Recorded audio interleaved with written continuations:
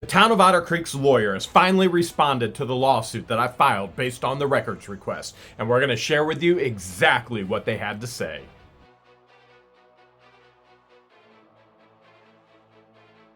Just got a letter in the mail. Let's take a look.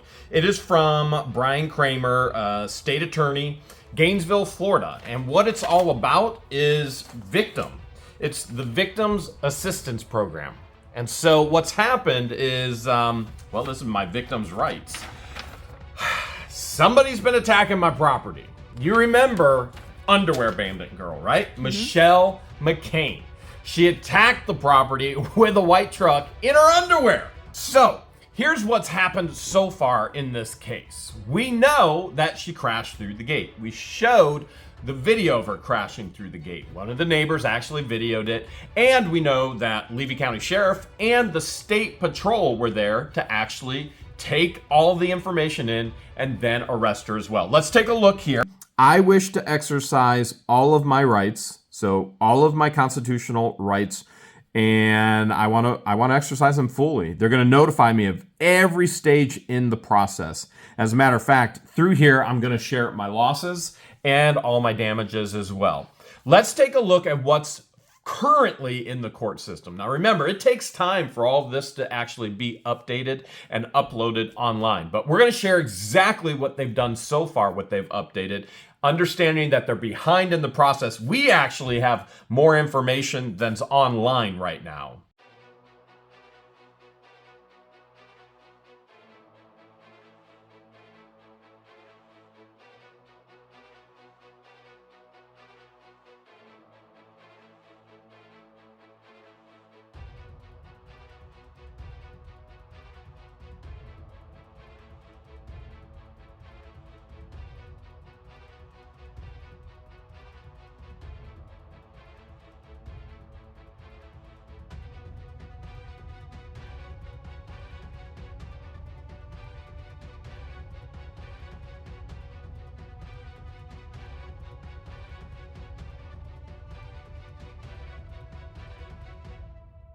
Underwear Bandit Michelle McCain, she has quite the rap sheet. And you might expect that from people in the area, but check this out. I'm just going to read it to you here. I've got a disorderly intoxicated pedestrian. That is from, let me see if I can find the date. I've got her whole rap sheet here. The date is 1/21/2018. She also has from 6/30/2020 reckless driving, but that got reduced to a DUI. Okay, so there's that. She's got, what's this one?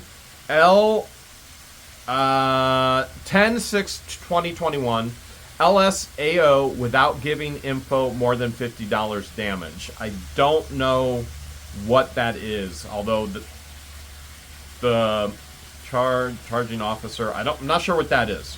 But it doesn't end there. There's 1, 2, 3, 5 more things. Okay, here we go. We've got driving under the influence, 11/4/2021, and we've got failed to use due care from 10/6/2021. We've got 10/6/2021, failure of driver to report accident resulting in injury and damage. That was October 6, 2021. Exact same thing she did in my situation. Failure of driver to report accident. Well, and the charge she got with us is it was hit and run with damage to property. And then also we have on 6/13/2023, LSOA without giving more info, $50 damage. And on 6/2/2023, backing, improper backing. I wonder if she had clothes on when she was improper backing then. This is the actual report that was written from the officer, and I'm not going to show the whole thing in the video. I'm just going to read it. It's easier if I just read it to you. But what we do know, I'll show you the actual court docket, and on 5/31 she was sent out for arrest, okay? And so we don't know if they've actually arrested her yet. We assume she's in jail waiting for trial, but the court has set out for her arrest. But here's what happened with the officer's probable cause. He says, on the above date and time, I, Deputy Quincy, with the Levy County Sheriff Office, made contact with with me on US 19 near County Road 347 and told me he was being dispatched to a hit-and-run crash in Otter Creek. I followed Deputy Quincy to the scene of the crash located at North Otter Creek Avenue in Levy County, and I made contact with several people. On the scene, I determined the following crash sequence of events. Vehicle number 1, known as VO1, was backing south on North Otter Creek Avenue when the rear left of vehicle number 1 struck a gate on the west shoulder. Driver 1, known as D01, then pulled forward and exited her vehicle and began to look at the gate. Driver number 1 then returned back to her truck, fled the scene south on North Otter Creek Avenue.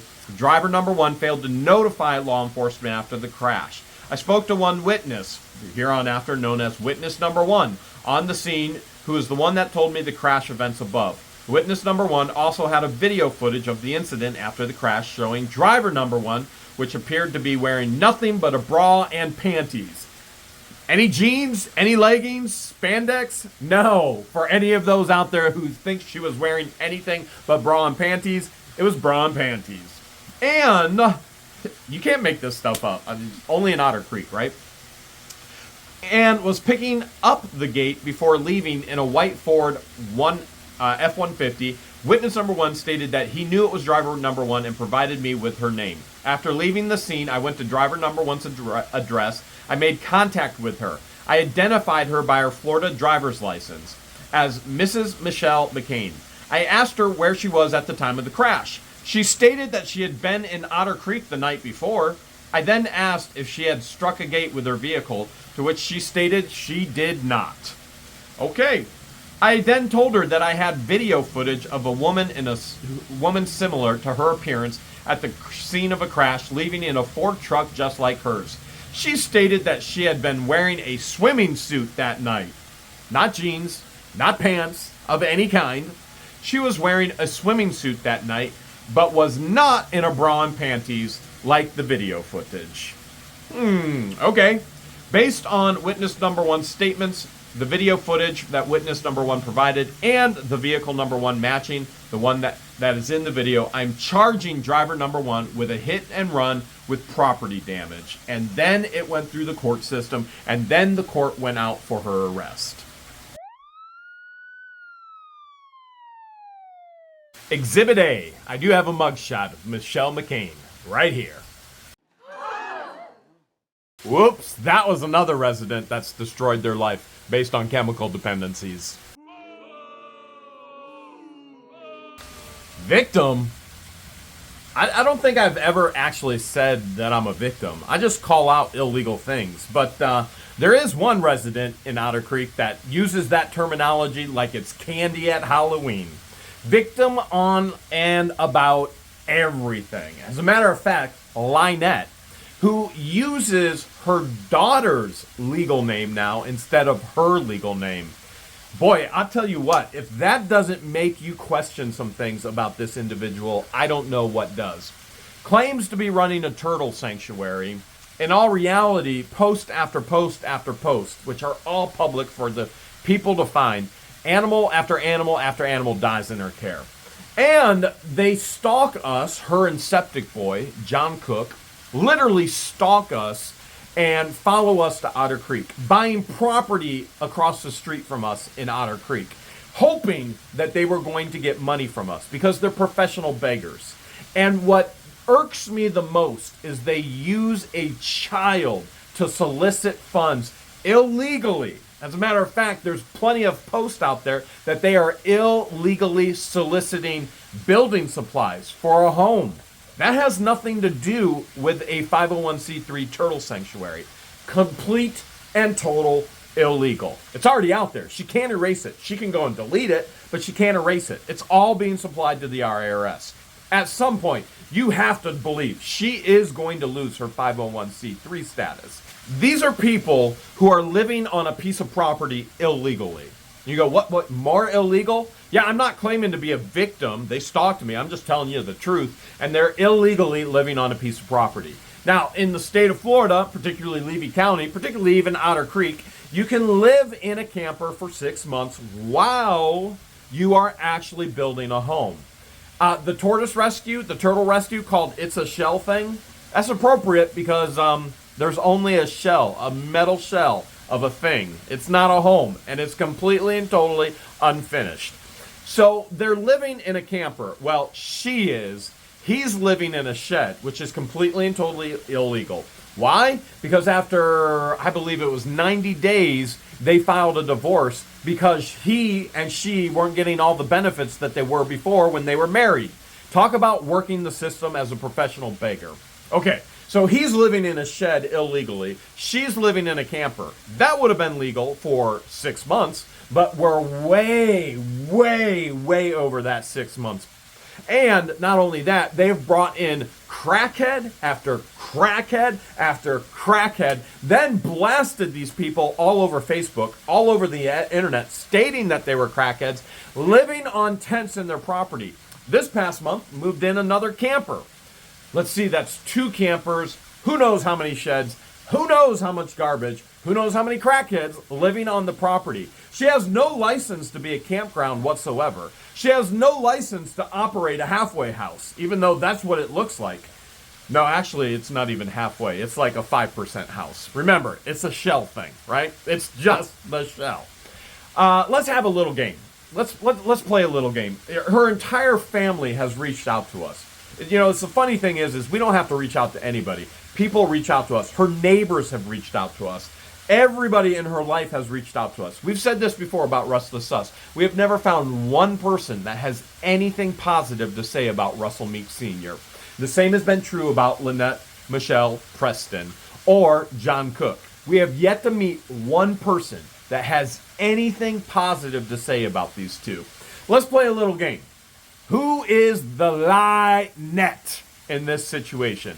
I'm going to show you things that she posted once and then a contradiction she posted afterwards. Have some fun with this one.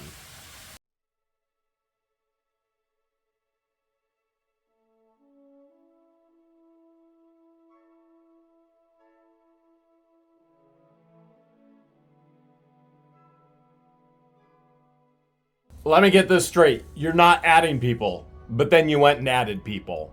Is that like Mary Mary math? Adding?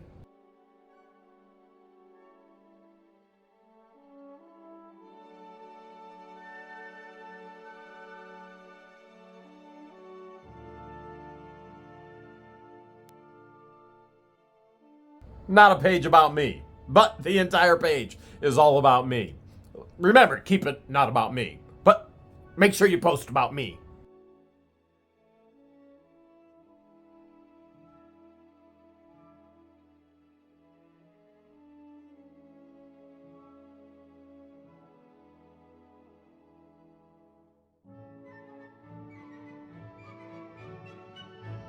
First time in my life I met a stripping minister. Maybe more people will go to church. You know what, come to think of it, if it's her, absolutely not. Nobody would show up at church.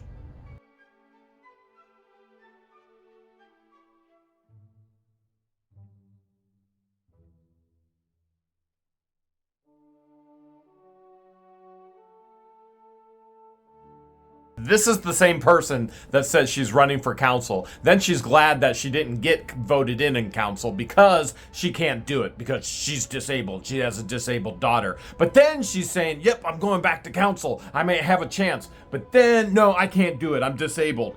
But then she says she's going to run for council again next year and she's going to win. Who knows what personality we're actually reading?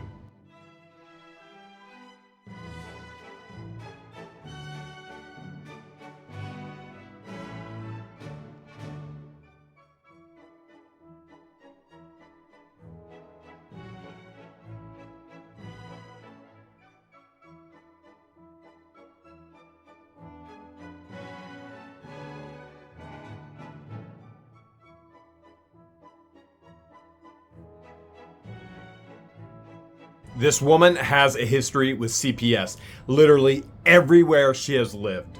Everywhere.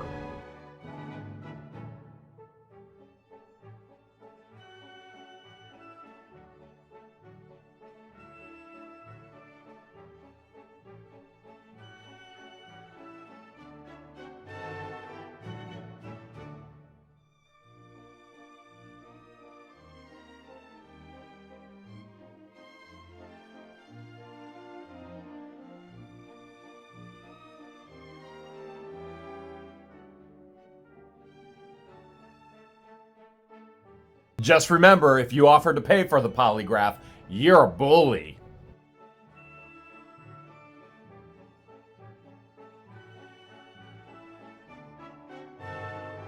We literally can't even count how many times this psychotic woman has said she's taking this site down. And she's got a handful of others as well. There's more. There's lots more.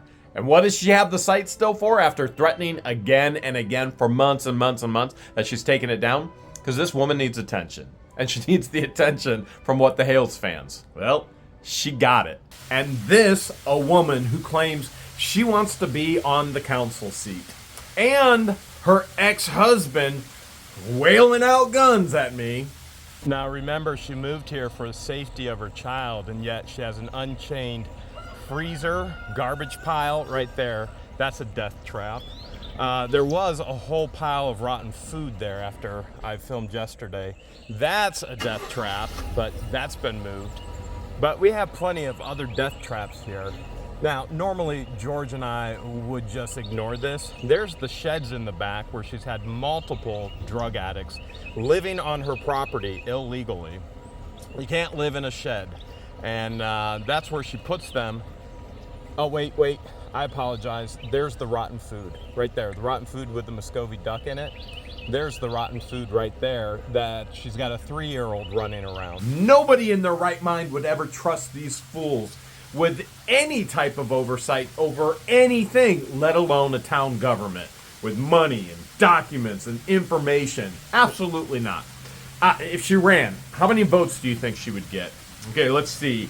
She'd get her own. She would maybe get John's, but they hate each other, so I'm not even sure she would get John's. Here's the other thing. She's a 501c3 under a personal trust, which she has all kinds of guidelines she has to fall with under that personal trust. She's out of all of those guidelines. As a matter of fact, being involved in local government, actually being for a person or against a person is illegal and will relieve you of your 501c status. Her and John have posted signs all over Otter Creek against Russell Meeks, against Stuart Stewart, against Captain Dan, against Mary, posted it all over Facebook. You think they're following the rules and guidelines for a 501c3? The answer is no. Illegal. Every time these people speak, they incriminate themselves further and further. We have hundreds, if not thousands, of screenshots that contradict each other, but also incriminate themselves further and further and further. And we're just sitting back laughing, going, all right, keep building up the case, keep building up the case. What about Mary and the state going after her? As of right now, after I gave all the information to the state, I haven't received any follow-up on that. But what I have received is follow-up from the lawsuit against the town. Now remember, everything is about public information. So here's what happened. George and I move in, and we put in a 2-inch water line so that we can actually get town water back to the ranch house and have pressure instead of a trickle. And then all of a sudden, Mary pulls out of her back pocket $50. I owe $50 for 4,000 gallons of water, double of what everybody else is paying for. That's it. And you should be treated just like everyone else is. And I'm being billed what other people aren't being billed. So, for example, Otter Creek Post Office is a commercial property. You're not charging them at a commercial rate. You're charging them $22.50. I have other commercial or business-owned properties around me. For example, the hunting club that's not being charged at a commercial rate. It's being charged at $22.50. So why am I, as a resident of Otter Creek, being charged $50 for something that just out of the blue you guys pulled and went, okay, I'm going to charge them $50? Well, Who- take it up with the council. So who made that decision? The council didn't, because I've already talked to council members, some of them. So the council doesn't know anything about this. Some of those members, who told you to bill me at $50 a month? Am I the only one in town with a 2-inch meter? There's one other. Who's the other? Oh. Well, When I confront Mary, I ask for the town resolutions. I ask for the ordinances. I ask for everything. And you know what I got 3 years ago? Nothing. Absolutely nothing. You do not have to file a piece of paper to make a public records request. You can verbally make that request. You can do it in email. You can do it over the phone. You can do it through a text if that's the way you want. And I received absolutely nothing.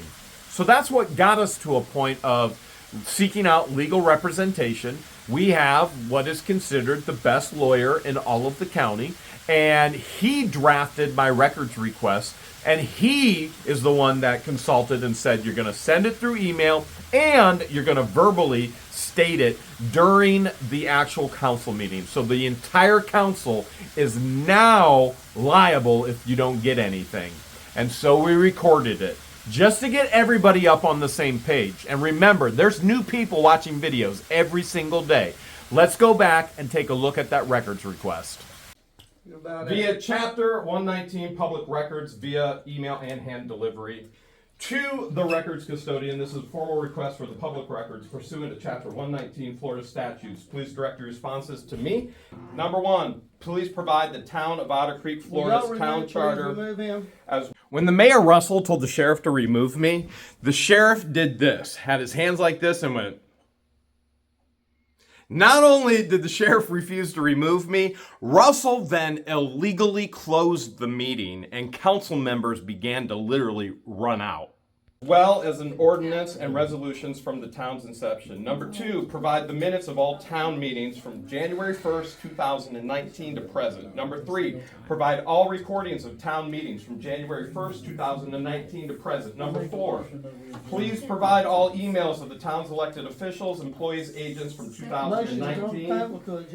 Please provide all text in the town's elected officials, employees concerning any public business from January 1st, 2019 through present. Number six, regarding the town's resolution 2021-05, provide all studies, quotes, estimates, resolutions, draft, correspondence amongst elected officials, employees, agents relating to the same. Number seven, provide any correspondence in the format regarding resident Jeremy B. Hales from January 1st, 2019 to present. I request you provide a list of all documents claimed to be exempt from inspection, examination, identifying each such document by date, brief description, sender and or drafter, number of pages, citation of specific exemption claim. Thank you for your anticipated cooperation and your prompt attention in this matter.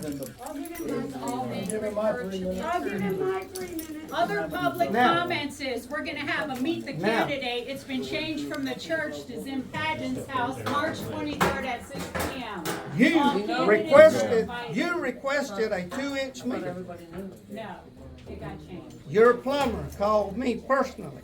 From that records request, follow-up lawsuits were going to be filed. For example, number one, their resolution, which they implemented after I challenged them on illegally charging me, they illegally put in a resolution that targeted me and only me specifically for the water bill. They charged everybody else in the town one price. They charged me another price. Now, all of that is being corrected now. It's already been highlighted as illegal. It's illegal because it targeted an individual.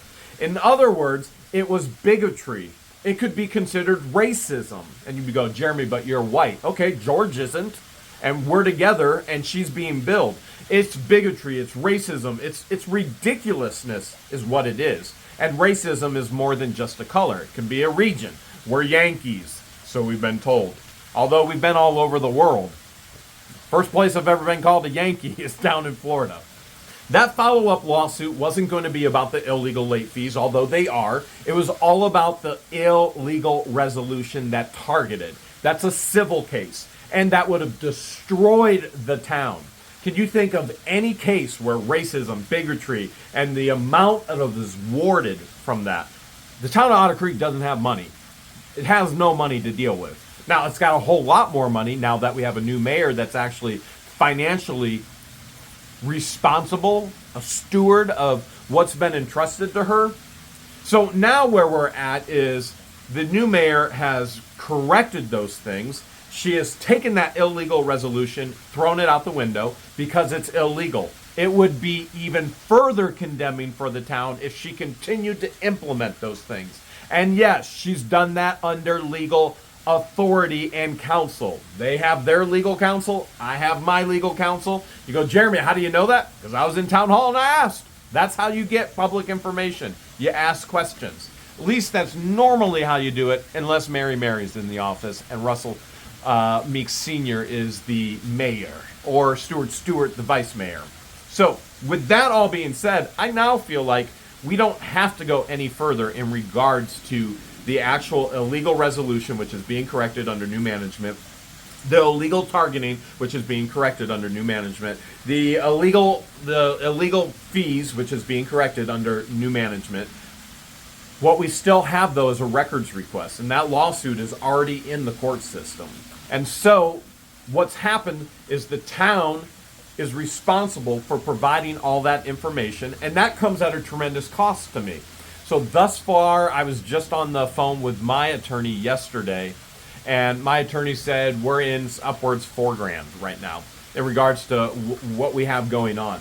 And then once they give me all those records, you know, it's legal for them to say you have to pay this much for these records because we have man hours into it, and we've got printer fees, and we've got, you know, ink, cartridge, and paper. And so it's going to cost me another $1,000, maybe $2,000 just to get all those records, which I think is really funny because Lynette, Turd Lady, has actually requested all of the same records that I have requested. She can't afford them, and they have every legal right to charge her for them. What a fool this woman is. What a complete and total fool. You go, well, they could email them. They don't have them in a digitized copy. It's not digitized yet. She can't get them emailed. She has to pay for them. And what is she going to say? I'm a victim. They're charging me for public records. Here's what the town of Otter Creek's response is. They had to get a different lawyer because Attorney Warm refused to actually litigate for them. He will not go to court for them. So he's attorney based on consult, and that's it. Their insurance company has stated, no, we will not go to bat for you. Your insurance does not cover what you did wrongly. You're liable for it. Now, I want to be very clear. Madam Mayor Therese is not liable. The new town clerks are not liable. You've got Belinda, you've got Deanna. They're not liable for the sins of the past. They're in there correcting all of this. They cannot be held liable for it. The only thing they can be held liable for is if they do not report the illegal activities that they uncover, which I've been assured, and so have you in the previous video, that that is happening. Those illegal activities that they are uncovering are being reported to the authorities that they need to be reported to. That being said, this time I'm getting to it. I'm going to share with you the response. Response to the public records request. Mr. Hales, this is also carbon copied to my lawyer. Below is a link containing some of the requests, the responses to some of the requests. Now, the link is a link that the attorneys actually created. You're going, you just said you can't get these records digitized. The attorneys put this in a Dropbox for me. They scanned everything and put it in a Dropbox. This is not the town. The town didn't create this link. The town didn't scan anything. This is the attorneys. Below is a link containing responses to request number 1, number 2, 6, and 7. The town does not always record its meetings. You understand that's illegal, right? Based on sunshine law, the town always has to record their meetings. But let's go back to this. The town does not always record its meetings. And although some past meetings were recorded, those recordings are unavailable as they're on a computer that has died, in quotations, and are unavailable to be retrieved. Accordingly, the response to request number 3 is none. So what she's telling me here, the attorney that's representing the town, is they don't have all the recordings for the meetings, and we've requested all the recordings of the meetings all the way up to 2019. How in the world they could have lost these or not even recorded is beyond me. Why would you not have a second set? Why would you not have everything backed up to the cloud? Beyond me. Beyond me. But they had a computer. Apparently this computer died. This is the first I've ever heard about this computer and the computer dying that has meeting minutes on it. My initial response, Should I believe that? Did Mary say that? Did Attorney Warm say that? But I digress. And accordingly, the response to number 3 is none. This is pretty discouraging to George and I, because we asked in number 3 for every town hall recorded meeting. They legally have to record them. They legally have to keep them. The answer is none, because Mary kept none of them.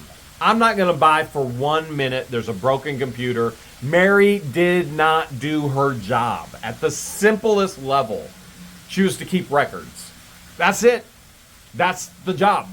And she did not do it. And particularly, George and I wanted to share with you the recording from the most dysfunctional meeting we had ever been a part of, the first meeting where we went into town hall. And we didn't have it on film, but there was a recording of it. And it was insane what Russell was doing. Like, blew our minds. We're not going to be able to share that with you because they're claiming it's gone. I mean, the reality is that. I mean, you can look through all the legalese and the answers and all of that. Mary deleted it. It's gone. They recorded over it. Illegal. A town can't do that. And yet, there it is. Now, that being said, everything is being corrected now. And I realize that. All right, request number 4 and 5, seeking all emails of the town's elected officials and the employees and agents from 2019 through present, and all text of the town's elected officials, employees, concerning all public business from January 1st, 2019, respectively. The attorney goes on to say, while both of these requests seek public records, I've said this multiple times. Anything you do on your phone is a public record. Every email is a public record. Everything in that office is a public record. While both of these requests seek public records, they are extremely broad and will require significant time and resources to review. If you're able to narrow the scope of your request, that would be extremely helpful.